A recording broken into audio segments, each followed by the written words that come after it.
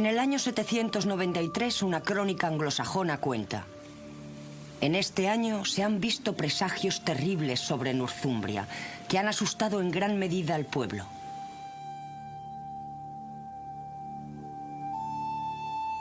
Consisten en enormes torbellinos, relámpagos de luz y fogosos dragones voladores.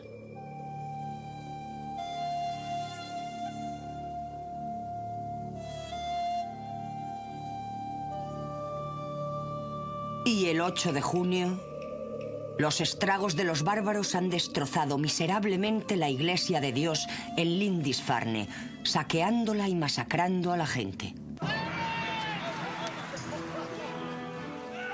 La era vikinga había irrumpido en la historia.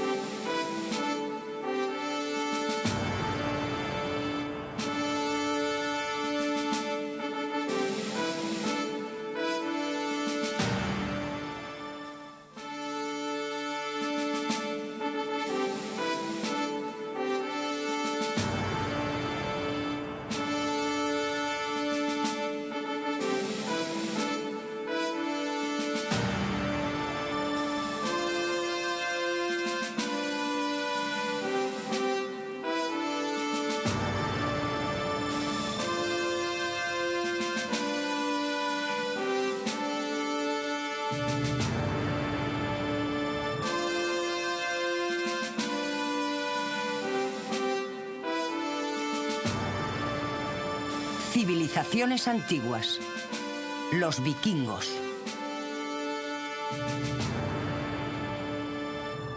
La imagen que tenemos de los vikingos es la de una manada de lobos sangrientos, no muy diferentes a los actuales ángeles del infierno, aterrorizando a gente inocente y pacífica, especialmente a los clérigos. Su llegada era súbita e inesperada. En cosa de pocos años, fueron temidos por todo el mundo cristiano.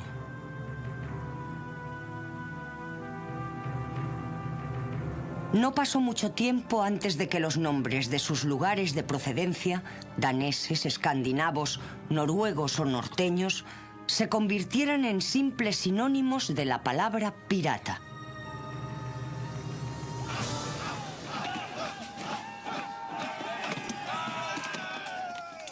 La época vikinga se ha caracterizado por ser una violenta explosión de paganismo anticristiano. Los vikingos, al llegar con sus bellos navíos, eran vistos como piratas que aparecían como las nubes tormentosas del norte. Primero en pequeños grupos de ataque y luego con grandes flotas.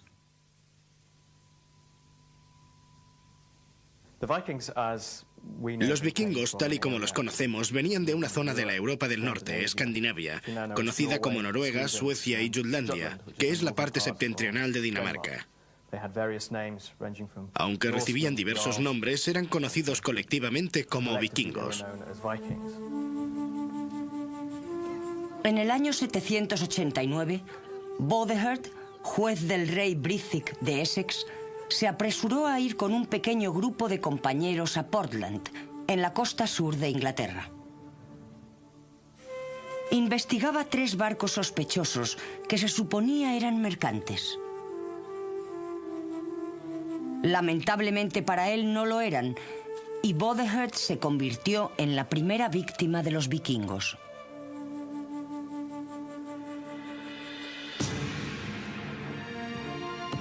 Los extranjeros le mataron a él y a sus compañeros. Y como señala la crónica anglosajona, estos fueron los primeros barcos de daneses que llegaron a la tierra de los ingleses. Tras este primer y amenazador encuentro, Durante 4 años no se vuelve a oír hablar de los extranjeros bárbaros del norte. Más tarde irrumpen impetuosamente sacudiendo a la cristiandad desde sus raíces con el saqueo de Lindisfarne, la Isla Santa.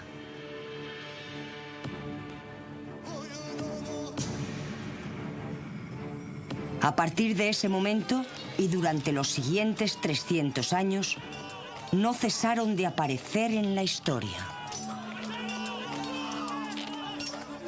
Si leemos las crónicas anglosajonas, todos los años se mencionan oleadas de incursiones vikingas en lo que ahora llamamos las Islas Británicas. Era un problema endémico. Una vez quedó claro que podían obtener botines fácilmente en Bretaña, y dado que algunos reyes habían pagado a Danegall para que volvieran al final de la estación, nos convertimos en un blanco habitual en estas islas. Lo que siempre me ha fascinado es que no solo nosotros hemos recibido este trato. Un poco después en la historia nos encontramos con flotas de vikingos navegando por el Mediterráneo hasta Sicilia e incluso Constantinopla. Y en Santa Sofía, la gran catedral que hoy es una mezquita en Estambul, justo arriba de la galería de la gran cúpula hay unas marcas que fueron grabadas con un cuchillo en el mármol de la balaustrada. Godric estuvo aquí. Era una especie de vándalo del siglo IX, un individuo duro como otros muchos de las futuras generaciones, que se aburría con la misa que estaban oficiando abajo. Sacó su daga y grabó su nombre en el edificio. Este fue el principio del periodo conocido como la Era Vikinga. Navegando hacia el sur, los vikingos se establecieron en las islas Orkney y en Shetland. Colonizaron Escocia e Irlanda. Invadieron media Inglaterra, siendo detenidos por el único rey al que los ingleses han llamado magnífico, Alfredo de Essex. Atacaron y poblaron Francia hasta llegar a Loire. Tomaron Lisboa, Cádiz y Sevilla. Se desplazaron hacia el este y saquearon Pisa. Algunos vikingos llegaron hasta Sicilia y se establecieron allí. Los Rus, o vikingos suecos, remontaron el río Volkhov hasta Novgorod. Desde allí algunos fueron por tierra, llevando sus barcos sobre rodillos de pino hasta el nacimiento del Dnieper. Desde allí hasta Kiev, el Mar Negro y Constantinopla, donde la guardia personal del emperador estaba constituida básicamente por vikingos. Otros fueron desde Novgorod hasta el Volga y navegaron hacia el sur hasta el Mar Caspio y Bagdad. Novgorod y Kiev, ambos reinos vikingos, se encontraban en una de las rutas de comercio más ricas del mundo. Los Rus dejaron un perdurable legado con su nombre, del cual se deriva Rusia. Navegando hacia el oeste, los vikingos colonizaron Islandia y Groenlandia, en donde Eric el Rojo fundó una colonia en Brattahlid. Desde allí siguieron navegando hacia el oeste hasta Vinlandia, una parte de Terranova, y hasta lo que hoy es Nueva Inglaterra en los Estados Unidos. Esto fue hacia el año 1000, 5 siglos antes de que Colón descubriera América. Los vikingos llegaron a Norteamérica sobre el año 1000. Y Leif el Afortunado, más conocido como Leif Erikson, fundó una colonia llamada Vinlandia, en lo que hoy es Terranova.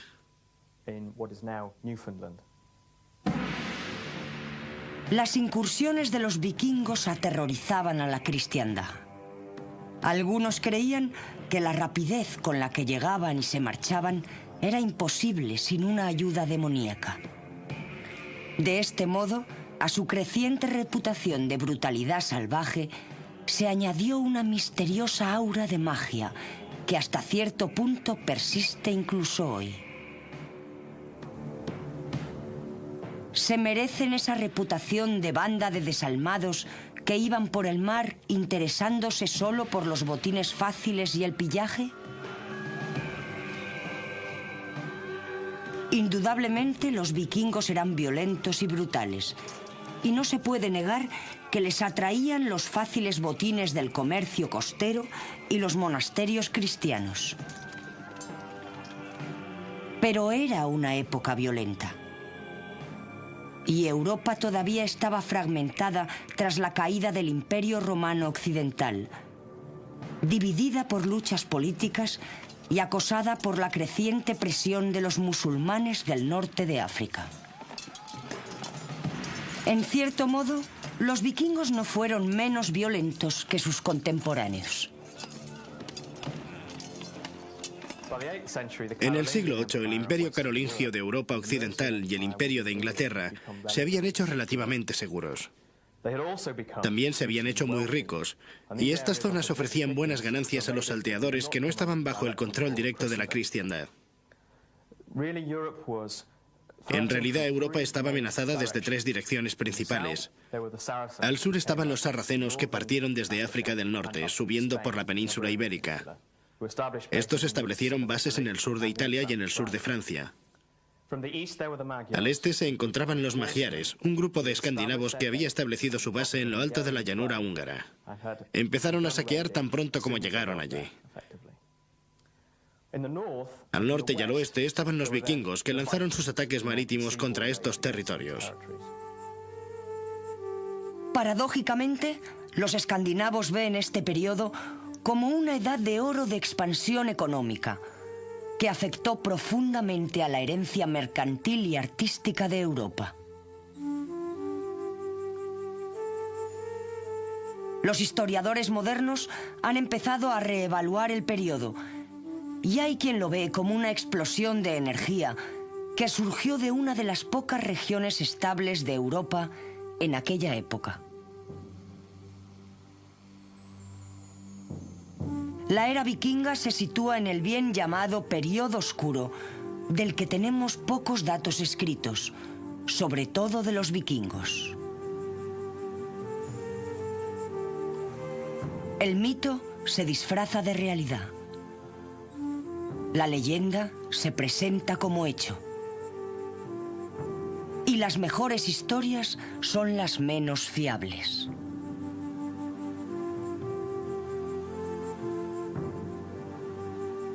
Era la Iglesia la que tenía prácticamente el monopolio de las letras en aquella época.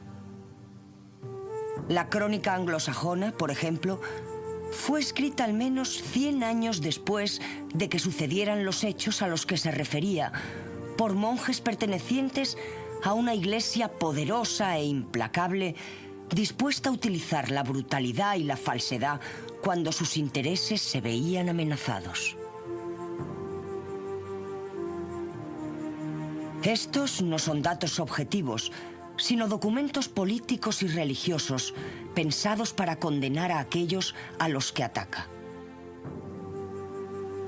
Los vikingos, adoradores de dioses no cristianos, eran una amenaza para su religión. Y la Iglesia cristiana nunca fue capaz de tomarse a la ligera tal situación.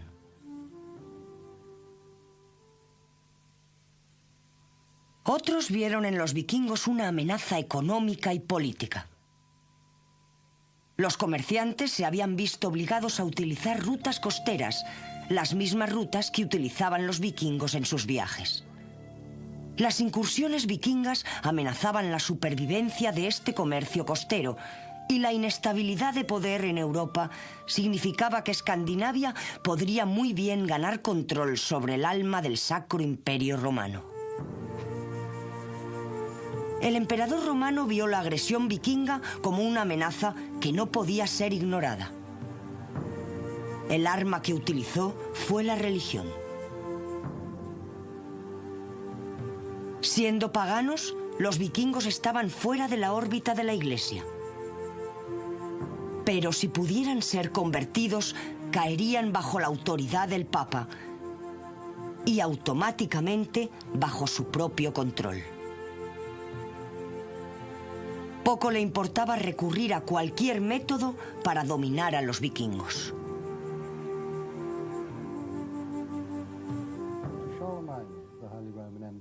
Para el Santo Emperador Romano, los vikingos suponían dos amenazas distintas, ambas muy serias. En primer lugar, suponían una amenaza económica.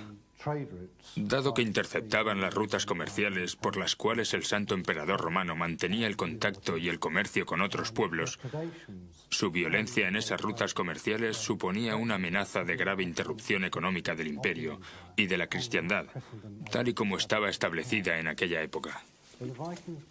Pero los vikingos suponían una amenaza de otro tipo, la cual no era menos importante para el emperador. Quizá era más importante que la amenaza económica, y esa era la religión.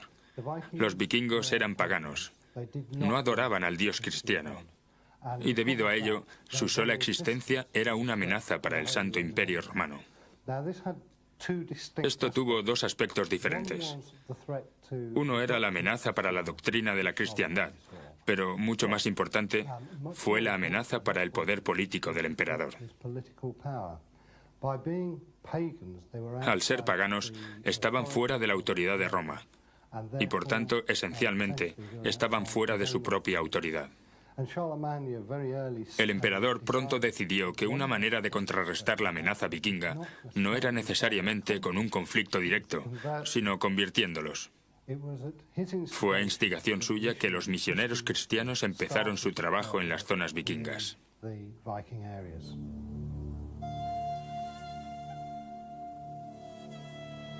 La dura geografía de Escandinavia definió a su pueblo y, por último, su lugar en la historia. El mar era lo primordial de su vida. Era esencial tanto para la vida como para las comunicaciones.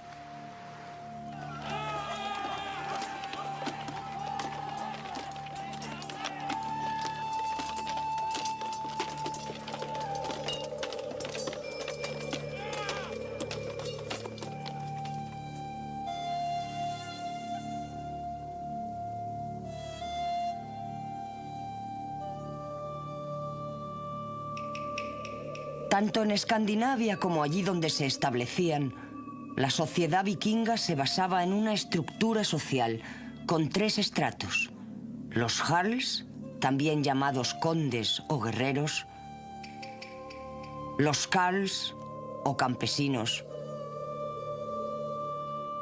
y los thralls o siervos.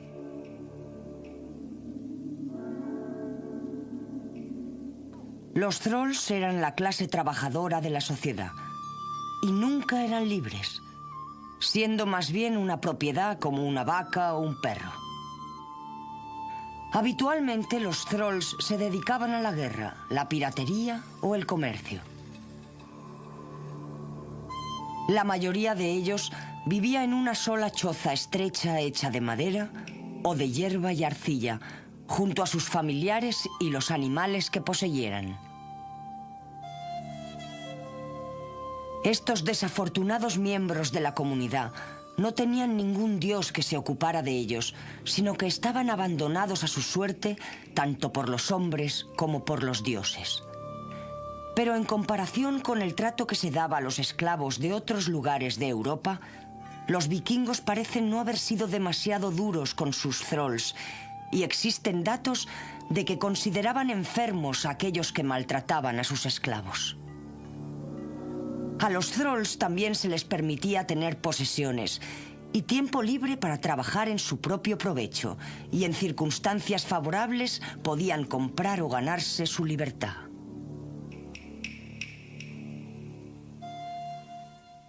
La mayoría de los vikingos eran carls.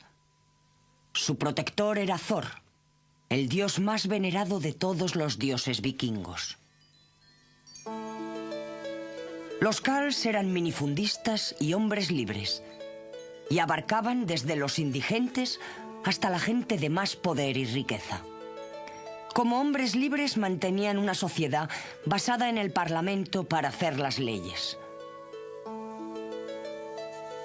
Podían también elegir reyes o decidir un cambio de religión, tal y como hicieron en Islandia en el año 1000.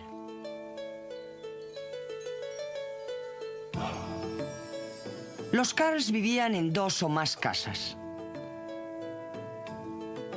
Consistían en un par de construcciones largas paralelas, a veces ampliadas con 1 o 2 establos, que componían un complejo de 3 o 4 edificaciones con un patio en medio. En los asentamientos vikingos de las islas del Atlántico, las casas se construían de piedra seca o con una mezcla de hierba y piedra. A veces incluso se construían solo de hierba.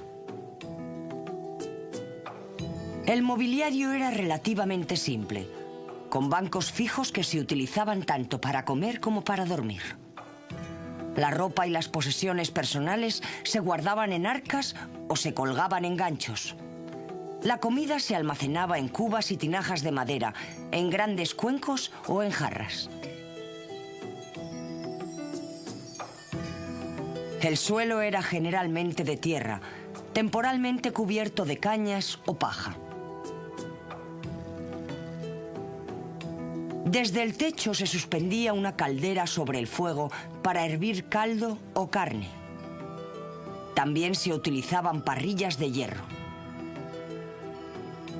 La carne se hacía en un asador. La carne y el pescado también se cocinaban en agujeros en el suelo envueltos con piedras calientes. Los alimentos se comían con cuchillo en un trinchador de madera. Para beber se utilizaban cuernos, aunque en las casas acomodadas se podían encontrar vasos importados. La dieta básica de los Jarls era bastante variada e incluía pan integral de centeno, gachas de avena y cebada, pescado, especialmente arenques, carne de cordero, cabra, buey, ternera y cerdo, queso, mantequilla y nata, cerveza, aguamiel y, para los ricos, vino. La carne de ballena, foca y oso polar también era importante, especialmente en Noruega e Islandia. Las carnes hervidas eran preferidas a las asadas. Los vikingos también hacían caldos y secaban diferentes carnes y pescados. Un manjar muy especial que todavía hoy se come, sobre todo en Suecia, era el håströmming, que es pescado en putrefacción. Las verduras más usuales eran las coles y las cebollas, acompañadas de bayas y avellanas. La miel se utilizaba extensamente, principalmente como base para el aguamiel. En las zonas alejadas del mar, pero con abundantes bosques, muchos alimentos se obtenían de la caza de la abundante fauna salvaje: alces, ciervos, jabalís y osos. También les gustaban las liebres, gansos y gallinas, y en el norte los renos y los bisontes. Los jarls o guerreros, cuyo dios era Odín, formaban la aristocracia. Eran gente acaudalada, con poder y posición social, que a menudo reivindicaban su origen divino. Tenían una refinada, elegante y sofisticada vida y disfrutaban de bellas casas. Se distinguían de la clase campesina principalmente por su riqueza.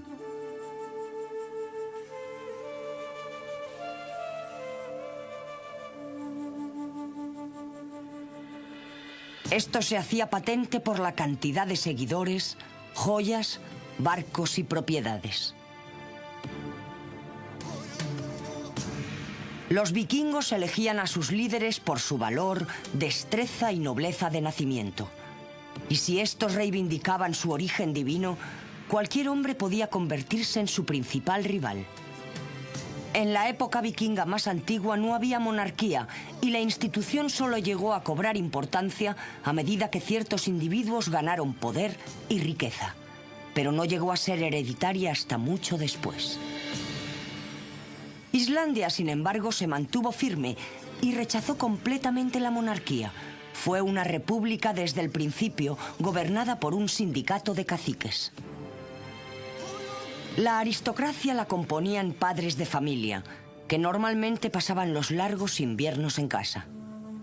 Sin duda alguna, las grandes descripciones de los festines de Valhalla reflejan en gran medida lo que tuvo lugar en las casas de la aristocracia.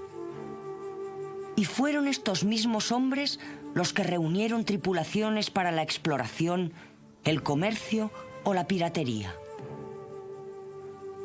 La ocupación habitual del año, tanto para los nobles como para los campesinos, era trabajar la tierra durante primavera y otoño, hacer expediciones en verano y festejos durante el invierno. Mientras tanto, sus esposas mantenían la casa y la familia, hilando, tejiendo y protegiendo los intereses familiares hasta que sus hombres volvieran con sus botines o sus mercancías. La tierra era enormemente importante y proporcionaba estatus. Una familia podía aumentar su posición social mediante las adecuadas alianzas y a menudo se concertaban matrimonios por las dotes que les acompañaban. Pero la tierra siempre pasaba del padre al hijo mayor, sin dividirse, lo que creó escasez de buenas tierras que trabajar. En los mitos y epopeyas nórdicas vislumbramos las vidas aisladas y duras de la mayoría de los vikingos. A menudo las casas de labranza estaban separadas por días de distancia a caballo y era poco probable que un viajero se cruzara con otra persona. Las condiciones del viaje eran espantosas, llevando a los viajeros por páramos, glaciares y a través de tierras vírgenes. Durante la mitad del año había poca luz diurna y mientras los veranos podían ser cálidos aunque cortos, los largos inviernos eran severos y peligrosos. La necesidad de recursos y la escasez de tierra en muchos lugares significaba que la mayoría de los agricultores tenían que completar su alimentación con el mar. A menudo se les describe como agricultores con botes o como marinos con casas de labranza. Para explicar el éxodo escandinavo se han dado diferentes razones. En primer lugar estaba la necesidad de tierras. Esto se vio agudizado por el sistema vikingo de herencia por el cual el primer hijo lo heredaba todo. Así que los hijos más jóvenes tenían que partir en busca de otros medios de subsistencia. En segundo lugar, en Noruega había una dura guerra dinástica interna, especialmente cuando Harald Feinherr, el de los cabellos hermosos, tomó el control. Esto dio como resultado que todos los vikingos se marcharan y condujo directamente a la formación de las colonias de Islandia.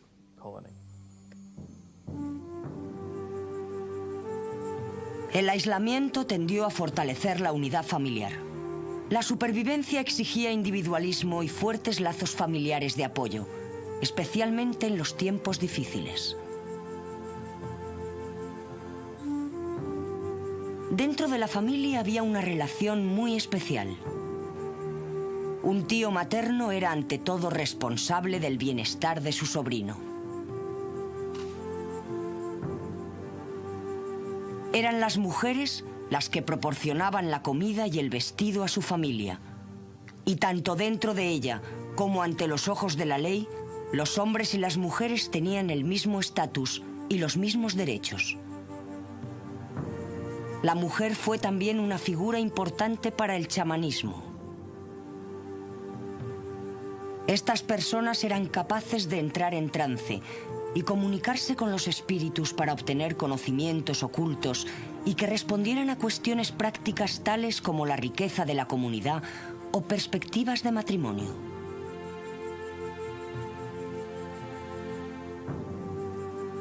La amistad era de vital importancia.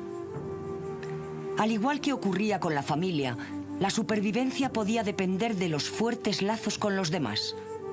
Las familias juiciosas cultivaban estrechas amistades porque los grandes grupos eran menos vulnerables que los grupos pequeños.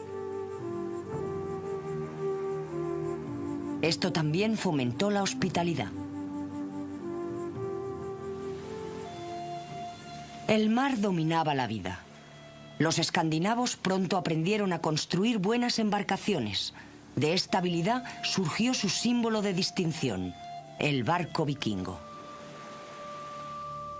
Estas embarcaciones, con sus largos y esbeltos cascos y sus proas elegantemente curvadas con su cabeza de dragón, eran un arma temible que causaba terror a sus enemigos. Los vikingos habían conseguido un barco fiable que podía navegar en aguas poco profundas y que no necesitaba un puerto para fondear.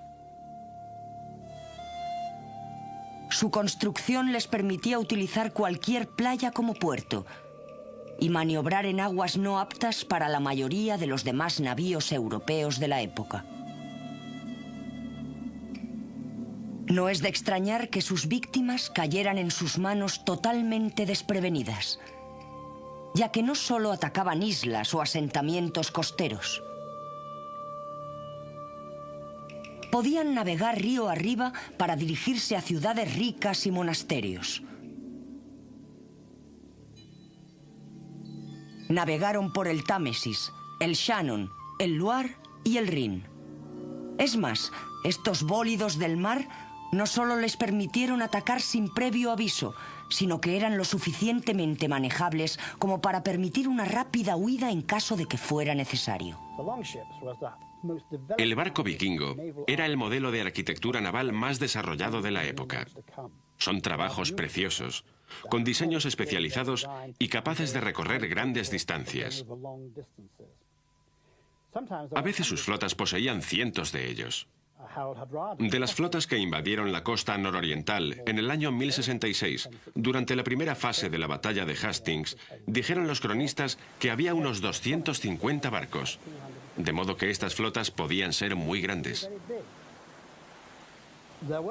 Tuvieron lugar una o dos grandes batallas navales en este periodo, especialmente cuando el rey Alfredo de Winchester y Essex empezó a formar una flota que era capaz de encontrarse con los vikingos en alta mar, y sabemos que ganó uno o dos combates muy duros contra ellos. Pero en lo que a los vikingos se refiere, sus barcos tenían tres propósitos. En primer lugar, llevarles al lugar que iban a atacar. En segundo lugar, aterrorizar a la población con sus famosas proas que llevaban cabezas de dragón. Esto era algo psicológico más que nada, debido al terror que podían causar. Y en tercer lugar, llevarse el botín una vez realizada la incursión. Pero era el viaje el que predominaba. En mi opinión, los primeros que tuvieron esta urgencia de explorar, de sobrepasar los horizontes conocidos por el hombre, fueron los vikingos de aquella época. A pesar de sus notables viajes, los vikingos preferían quedarse cerca de la costa. Los alimentos tenían que cocinarse en tierra. En el mar, la tripulación subsistía a base de carne o pescado seco. Había poco espacio cubierto a bordo y dormían en sacos confeccionados con cuero. Cuando era posible, preferían acampar en tierra y pasar la noche en el relativo lujo de una tienda de campaña. La navegación en mar abierto era muy arriesgada, pero la mayoría de los timoneles vikingos tenían suficientes conocimientos de astronomía como para poder navegar a lo largo de una latitud. Mantenían el rumbo observando la posición del sol al mediodía y de este modo calculaban la latitud comparándola con otros lugares conocidos. Los vikingos eran agricultores, comerciantes y marinos, así como aventureros, filibusteros y piratas. Tenían una tradición artística propia que competía con cualquiera de las europeas de la época. A los vikingos les encantaban los ornamentos y tanto los hombres como las mujeres se acicalaban y decoraban sus ropajes con elaborados alfileres, brazaletes y anillos.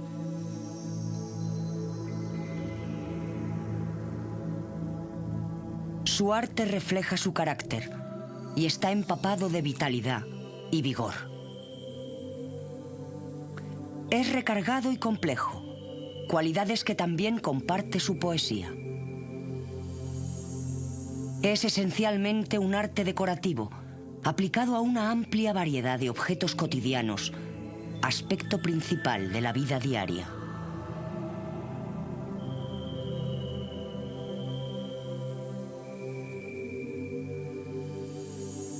Dominan las formas estilizadas de animales, desde representaciones muy naturalistas a complejas formas abstractas. Algunas de ellas son asombrosamente bellas, y su influencia se puede ver en el arte de otras culturas de Europa, incluyendo la anglosajona y la celta.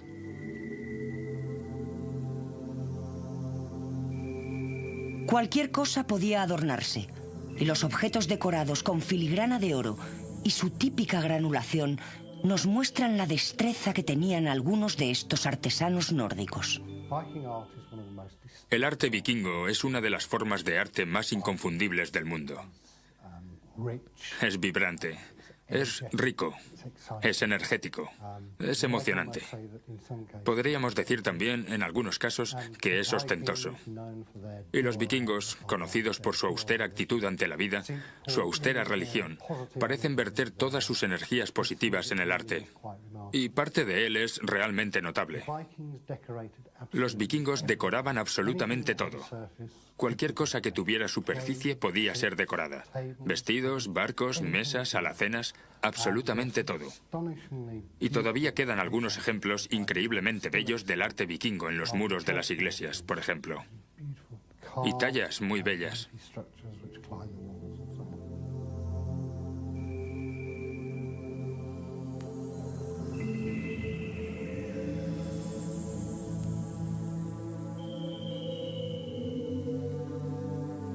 Perduran obras que muestran su habilidad, pero se han perdido muchas otras.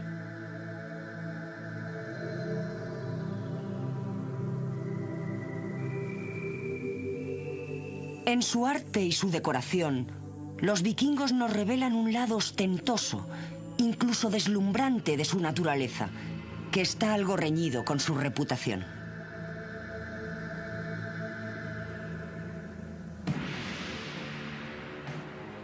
Es en la religión donde la reputación vikinga está completamente ilustrada.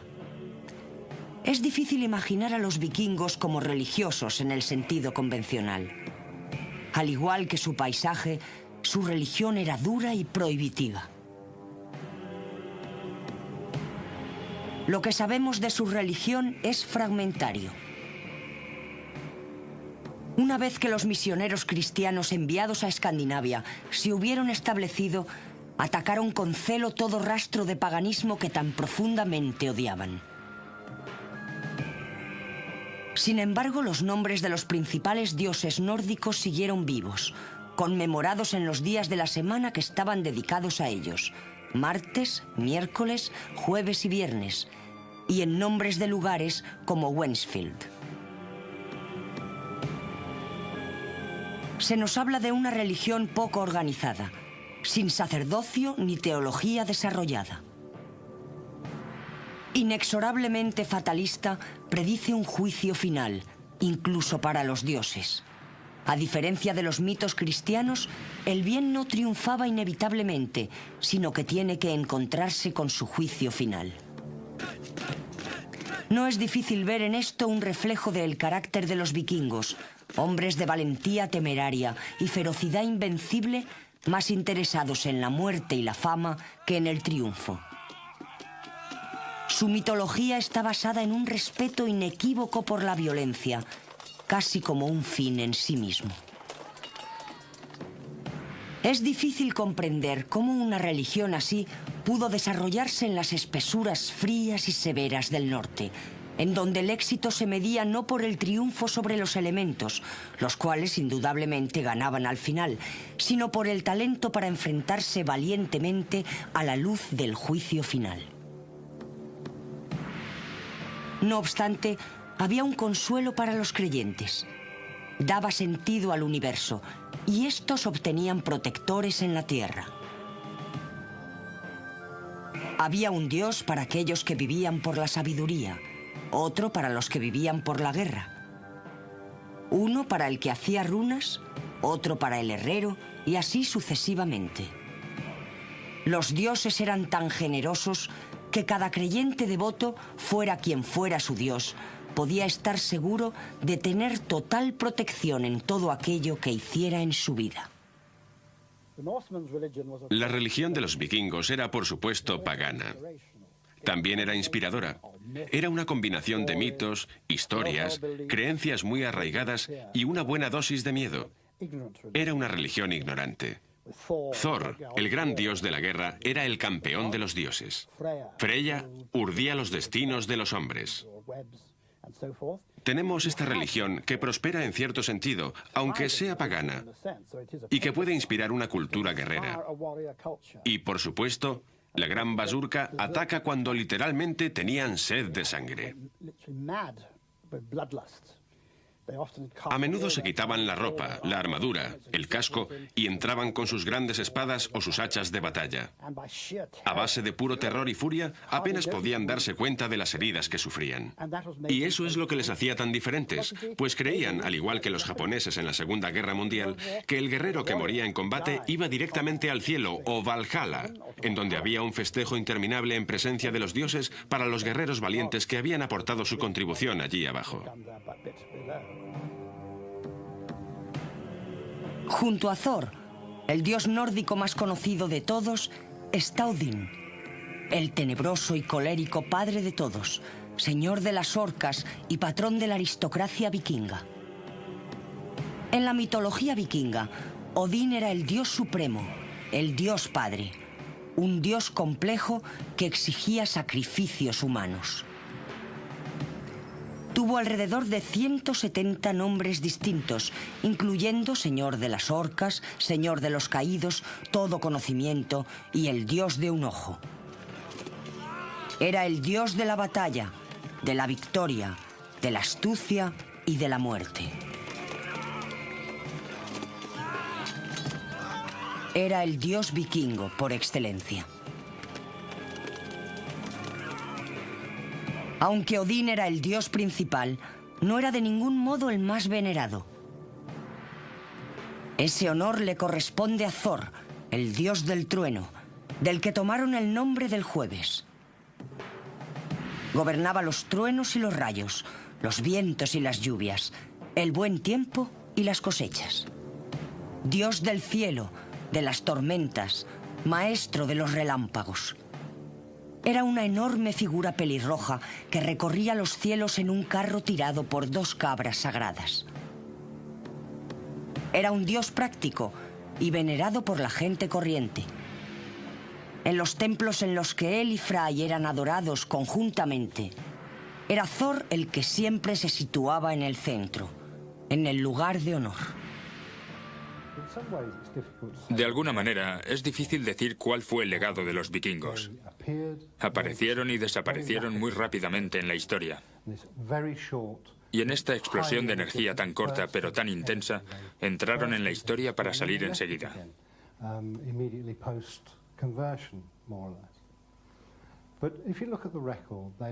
Si miramos todo lo que dejaron tras de sí, un arte vibrante, una literatura vibrante, ambos de los cuales tuvieron influencias mucho más allá de sus fronteras, ciertamente podría decirse que el arte vikingo sigue teniendo su influencia en las artes gráficas modernas europeas.